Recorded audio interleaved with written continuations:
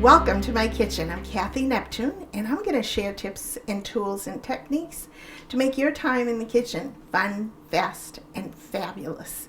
And it's the fall season, and I find a lot of people aren't trick-or-treating this year, so I want to bring the trick-or-treating indoors and make you a special Halloween dinner that's family fun, or you can choose to do an in-home Halloween party, or just make it part of your menu, because I think it's a really fun menu. And I'm going to start out with jack-o'-lantern stuffed rice bowls. And it's not the jack-o'-lantern you think it is, but we're going to start out with our rice. And I have here in the pan, I've sauteed about a quarter cup of your favorite onions and a clove of garlic and a little bit of olive oil and butter. And I'm going to put in a cup of rice into that for color, because I want this blood red, if you will, because it's Halloween. One of my new favorites, this is tomato paste in a tube. And whenever you're doing, I'm going to add about a tablespoon, and this is strictly for color and, of course, flavor. Whenever you can add another layer of flavor. And this stays right in your refrigerator, so there's no waste of using a partial can of tomato paste and throwing it away. So we want to put this on and just toast that. Tomato paste has a little bitterness to it, so you don't want raw tomato paste. And that's a good technique to know, no matter where you're using tomato paste. Always toast it first. And then, of course, the rice always adds another dimension of flavor. If we just want to slightly toast the rice as well, it gives it a nice nutty flavor. So we're going to put that in there and just let it go for a minute or so.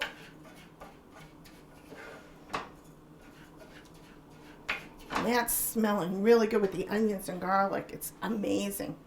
And then for our liquid, because we need liquid for our rice, I want to do a 2-to-1 ratio whenever you're doing rice. So I want to do 1 cup of rice that we have sauteing, and chicken stock, and then this is just a can of tomato paste. And we want it to equal, how did I do that? That's exactly 2 cups, because we have the 1 cup of rice. And I've heated this just a little bit just to get it going. And then we're going to pour that right into our rice when it's toasted. And the nice thing about using chicken stock or bouillon or whatever you have on hand, whether it's homemade or store-bought, it has enough salt and seasoning in it, so you don't have to really add any salt. But as always, we're going to taste it before we serve it to make sure the seasonings are just right. So let me check again.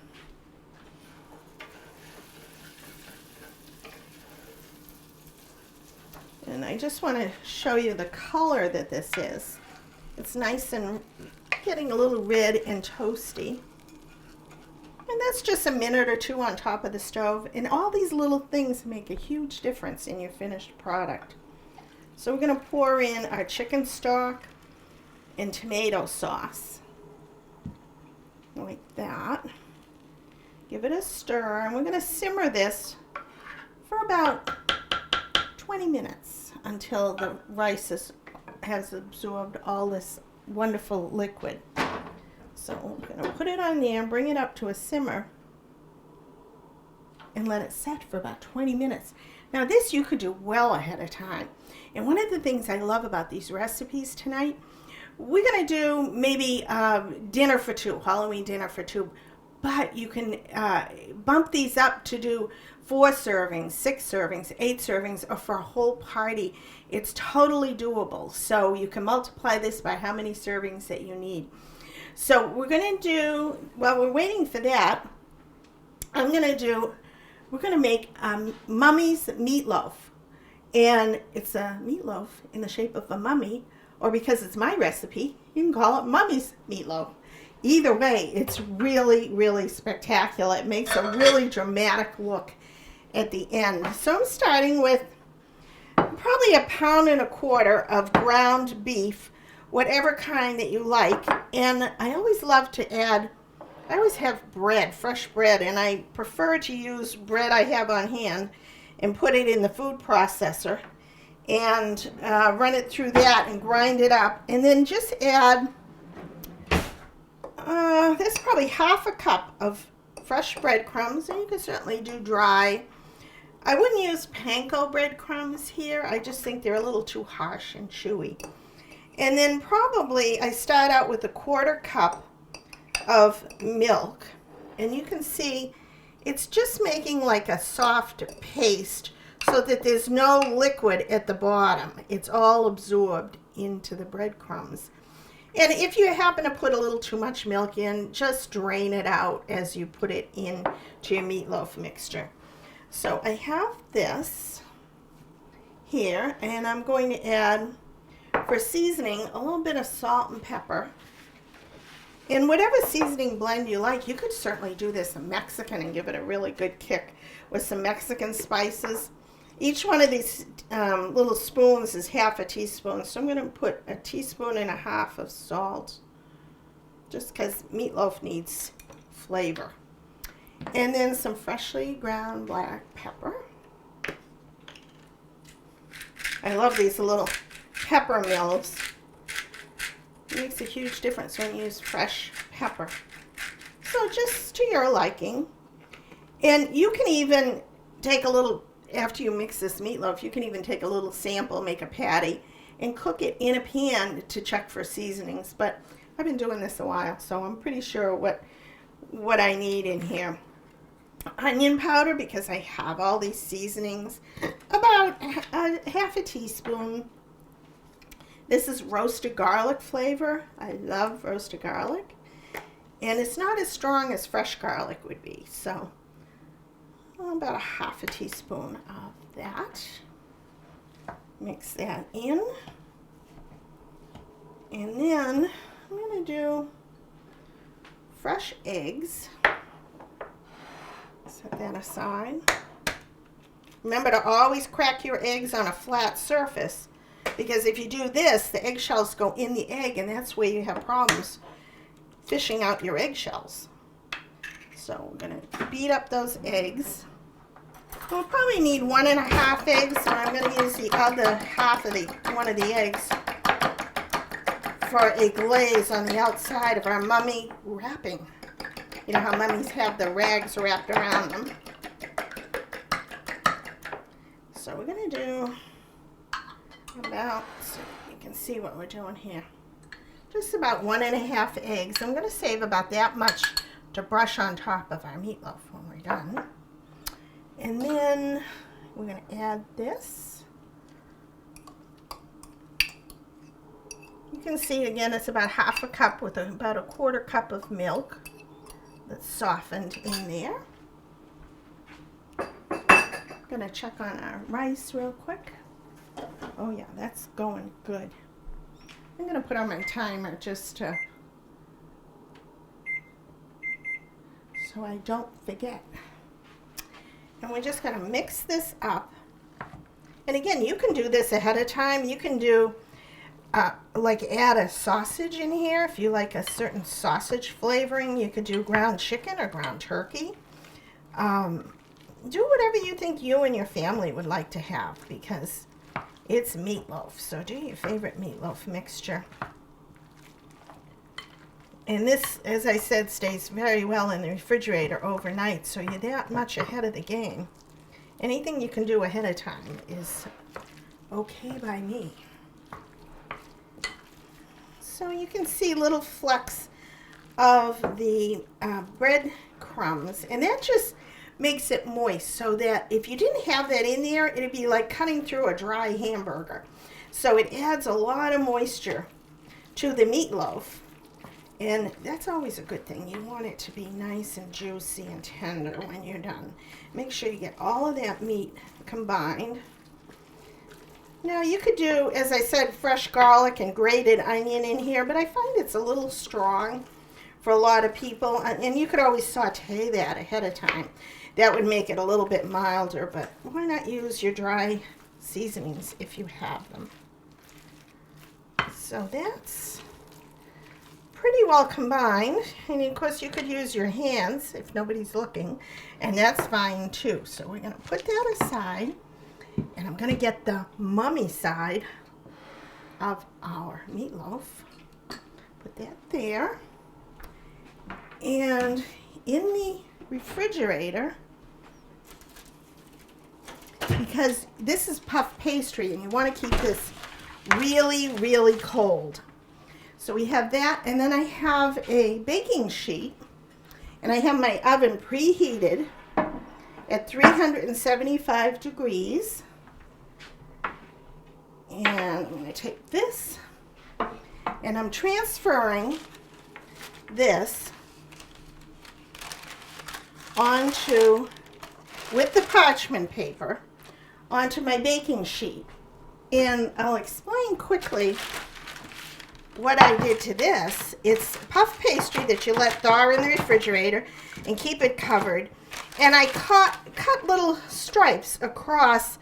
Well, I really didn't go all the way across. If you can kind of see, I cut here and then I cut here out, and I left a solid piece in the middle. And that's going to be to form our little mummy shape inside. So we want it like a triangle at the bottom and then a head at the top.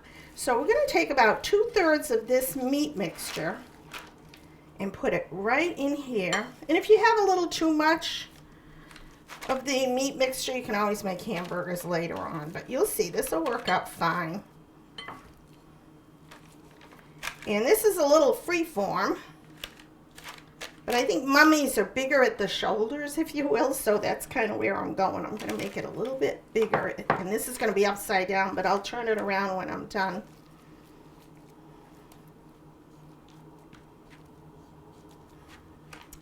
Like so. And it's going to be wrapped in the pastry, so it doesn't much matter. And then here goes the head. The head goes like that, and we're going to have plenty of this. Let's make a big head so it sticks out. The only thing with this is I'd say make sure that the meat is the same thickness all the way around so that it cooks evenly. I think we can get a little more in there. Might as well use it all.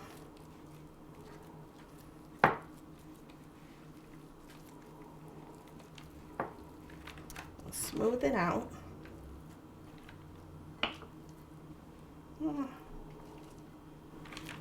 Kind of eyeball it.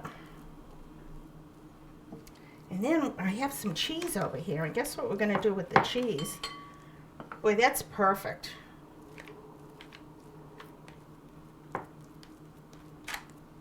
Now, that's the head. And we have some cheese strips over here. And I like to use mozzarella cheese because it's a nice soft melting cheese. And I'm going to take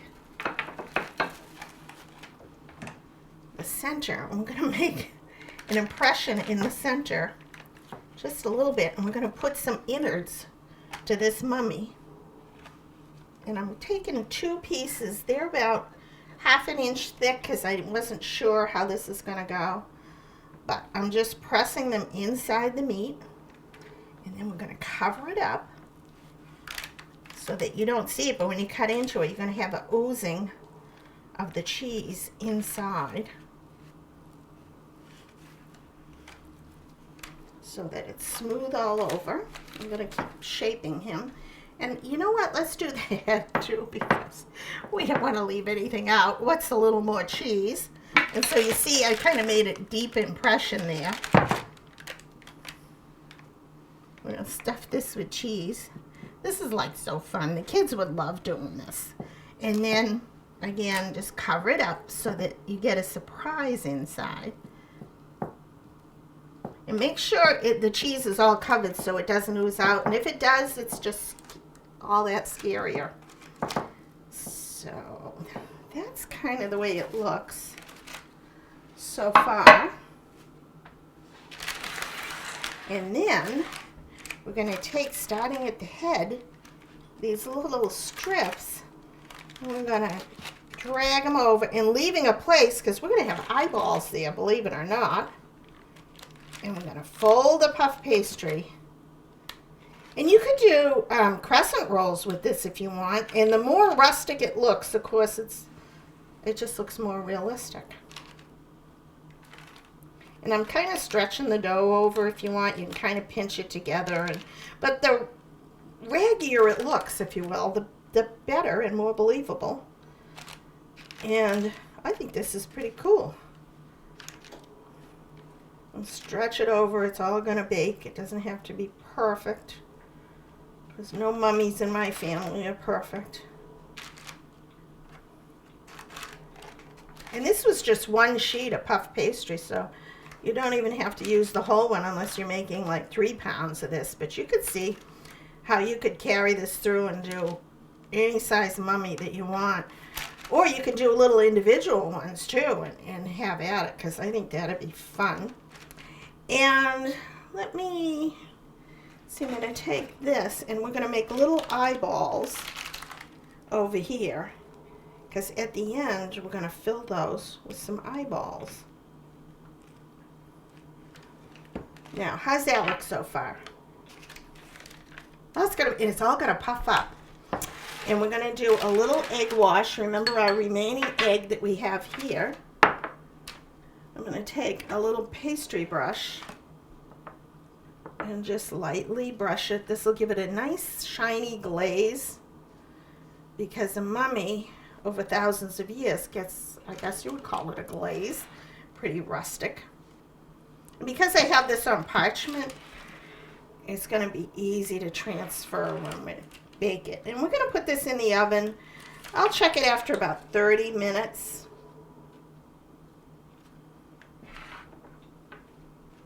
It's got a little hat on him. My kids would go nuts for this. My grandchildren, they would love this. They love cooking with me. They do. It's so fun. They make memories. And I made them a cookbook. Every time we cook together, I make them each a recipe on paper that they can put in their binders and keep them, and they make little notes on them and put pictures next to it. It's just making memories. It's all about making memories. And who knows, maybe someday they'll own a famous restaurant and they'll invite me, which is cool. So this is Mummy's meatloaf. I'm going to put this in the oven. 375, and put the timer on, check on the rice, and when we come back, we're going to do another portion of this great menu. You don't want to miss it. We'll be right back. Hi, welcome back. We have our mummy meatloaf in the oven cooking. It's looking spectacular. Wait until you see the way we finish that. I have my rice that I did. See, it's kind of a nice orangey red color. And I mentioned jack-o'-lanterns that we're going to stuff with this rice, but it's not just real jack-o'-lanterns. Look what I did.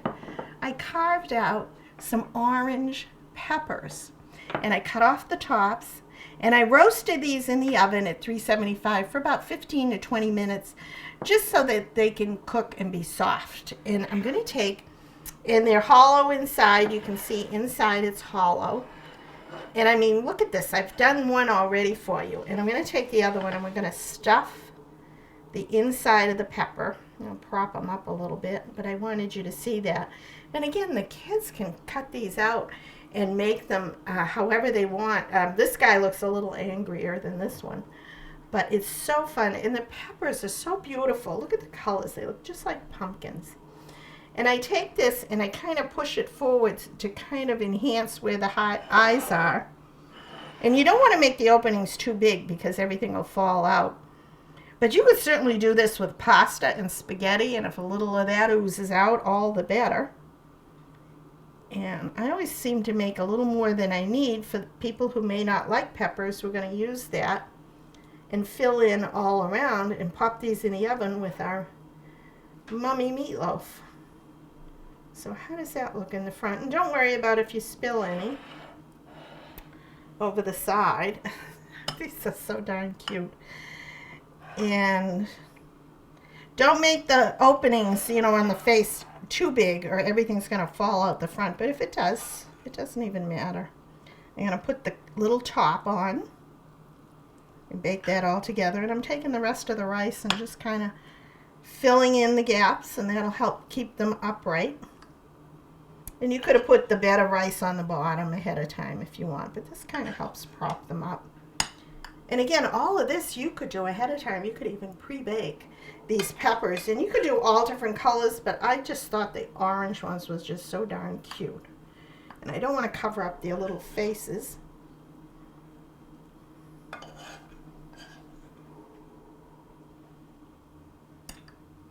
So I'm going to put that in the oven next to our meatloaf, and again at 375, same temp as the meatloaf. And these are going to bake probably, the rice is already cooked and it's done, so probably 15 to 20 minutes, and at that time everything should be done at the same time. So we're going to put this in the oven. When we come back, we're going to make vampire lips.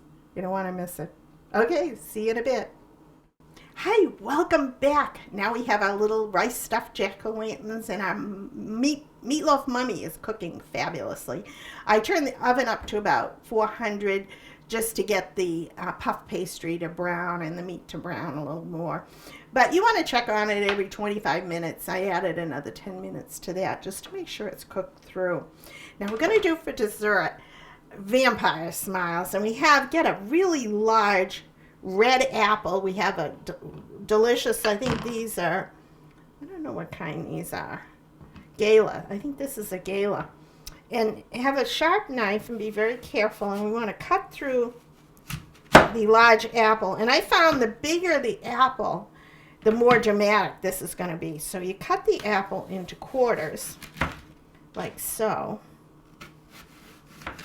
And these, I wouldn't do too much ahead of time. If you do, you can do, cut them and slice them ahead of time and dip them in a solution of just lemon lime soda. Believe it or not, the acidity in the lemon lime soda will prevent them from browning.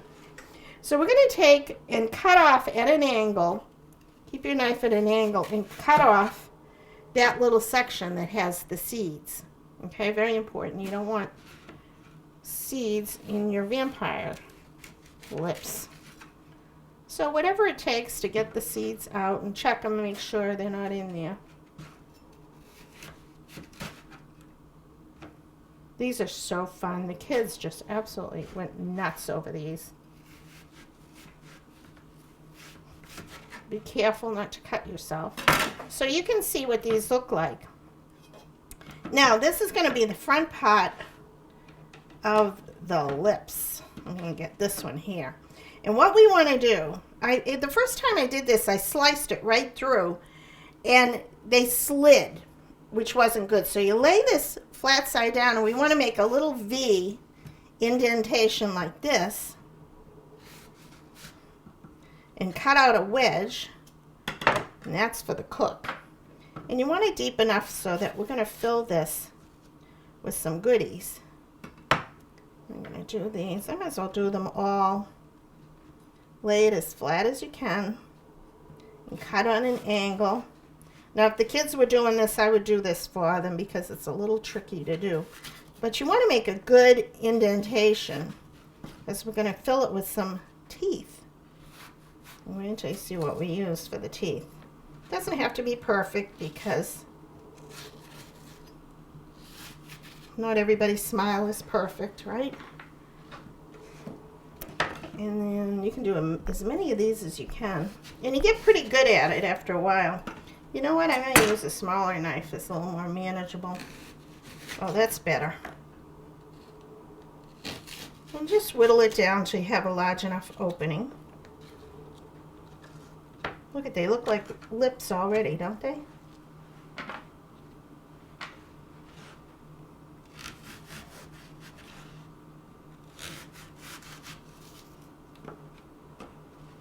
And make them deep enough so that you can get the, like I said, get the filling in there. And then we have some peanut butter in a little baggie, and I snipped the tip off of here. Now, if somebody in your family is allergic to peanut butter, which we have in our family, then you can do cream cheese and powdered sugar and a little vanilla, and you can even swirl some strawberry jam in there and put that in. And we're going to line up the teeth. And then over here, I'll stick a tongue out there. And we have vampire lips. put that there, and you can make a whole tray of these. I think they're kind of funky looking.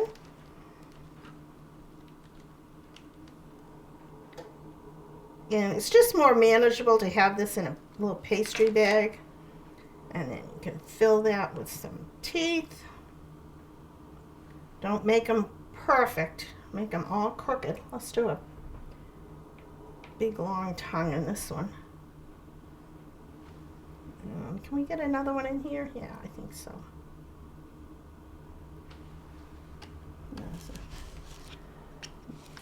And you can put them in a big long tray. You can put them, whatever you have, make it work.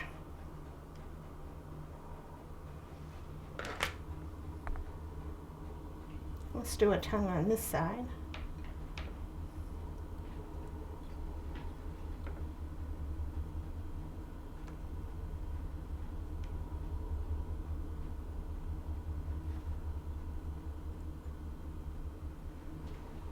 Those look pretty scary.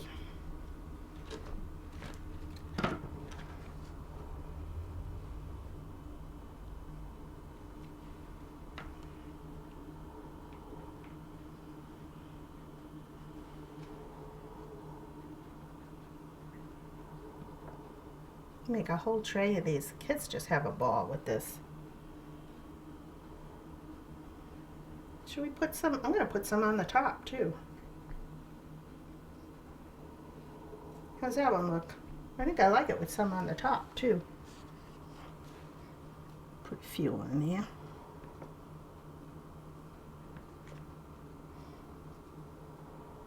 And we're just going to keep on making a few, filling up our platter.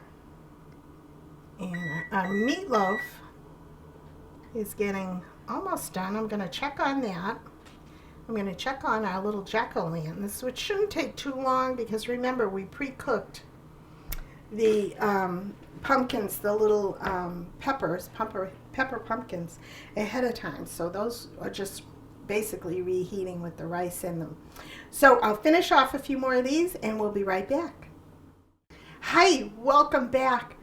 Look at our Halloween eats and treats. Look at this. This is our meatloaf mummy.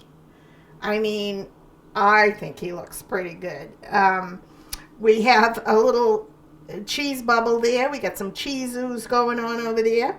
And we're going to pop some eyeballs in him like this, because remember we made those little indents. And just poke those in. And I like to do this after the fact because they show up a little bit better there. So that's our meatloaf mummy. It's perfectly done, and we're going to garnish it with a little red ketchup, which looks like, just ooze it all over like it's you know what. I'm going to straighten his eyeballs. And that is our meatloaf mummy. And then we have our beautiful little pumpkins that are made out of orange peppers that we cut out and roasted with some we made red rice with a tomato sauce and chicken stock, a little garlic and onions. That is adorable. Then you can make a whole platter of those. So they're fun and easy to do. And then our vampire smiles. Who wouldn't love these with a little strawberry tongue sticking out? And let the kids have fun with these. Remember, you can substitute the peanut butter if there's issues with any kind of allergies, and you can do a cream cheese and 10x sugar, confectioner's sugar and vanilla, and swirl a little strawberry jam, and that is adorable too. So I hope you try these recipes. I hope you have a great and safe Halloween. Thank you for watching, and may the fork be with you.